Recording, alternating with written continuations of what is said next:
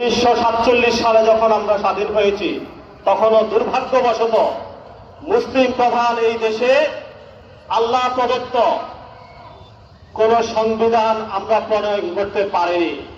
আমাদের সংবিধান হয়েছিল সেই ব্রিটিশ যারা পালিয়েছিল তাদের সংবিধান আমাদের উপরে চাপিয়ে দেওয়া হয়েছে।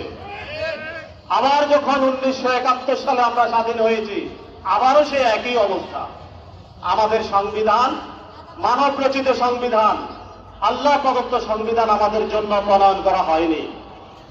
আমরা জাতি হিসেবে আসলে আমরা কোন দিকে যাচ্ছি, আমরা কি ভেবে সময় পার করছি, আমাদের এতটুকু বিবেক কাজ করে না? প্রতিদিন আমি তো মনে করি বাংলাদেশের 92% মুসলমান প্রত্যেকে আমরা নামাজ পড়ি, নামাজের মধ্যে এই আয়াতগুলো কিন্তু আমরা পড়ি, ইহদিনাস সিরাতাল মুস্তাকিম সিরাতাল্লাযীনা আনআমতা আলাইহিম। আমরা সরল সঠিক পথ আল্লাহর কাছে কামনা করি, কিন্তু মসজিদ থেকে বের হয়ে গুন্ডা সন্ত্রাস দুর্নীতিবাজদের পিছনে আমরা স্লোগান করি।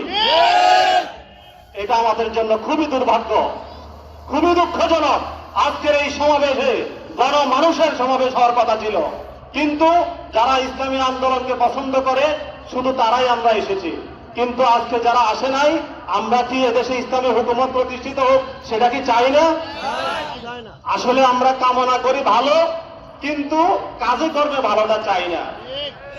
আমরা খাইতে চাই আম, কিন্তু লাগাই মান্দার গাছ, সেটা তো হবে না। অতএব সকলের প্রতি এখানে যারা আমরা উপস্থিত আছি এবং যারা উপস্থিত হই না, মাইকের আওয়াজ যতটুকু যাচ্ছে, সকলের প্রতি রক্ত আহ্বান, ইসলামী আন্দোলন বাংলাদেশ সাম্য, মানবিক মর্যাদা এবং ন্যায় বিচারের ভিত্তিতে এই বাংলাদেশকে একটি কল্যাণ রাষ্ট্রে পরিণত করতে চায়। অতএব এই দাবি, এই আশা যাদের, সকলকে এই দাবির পক্ষে স্লোগান তুলতে হবে, রাস্তায় নেমে আসতে হবে। আর কাউকে এদেশে সন্ত্রাস, দুর্নীতি, লুটপাটের রাজনীতি করতে দেওয়া হবে না ইনশাআল্লাহ। আল্লাহ তাআলা